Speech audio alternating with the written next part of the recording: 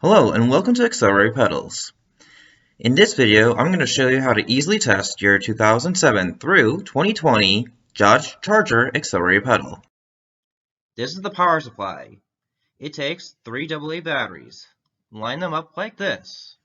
Use some copper wires at the edges and attach the positive and negative wires at the ends. Verify that you will have about 4.5 volts coming out. That is close enough for testing to the 5-volt system in your car. The multimeter will be set at 20 volts just like this. Then the positive from the battery and the multimeter will connect up to this first pin just like in the image.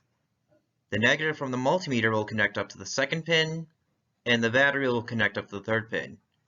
After you do this, it should be reading about 4.1 volts in the idle position. As you begin to press in the pedal, it should stop at about 0.4 volts. During these tests, you should be looking for spikes and glitches or any other irregularities during the test. The multimeter should still be set at 20 volts just like this.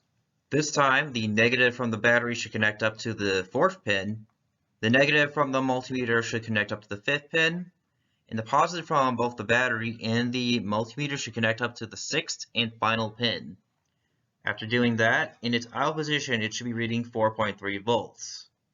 And as you press down on the pedal, it should stop at 2.4 volts.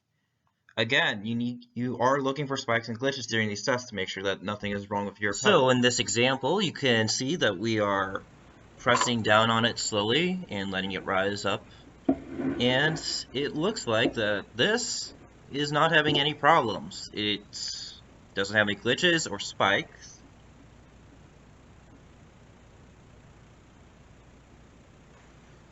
If your pedal has a spike or glitch, time to replace it. Our website shows when we have them in stock. We ship them from Ohio and we'll send it out right away.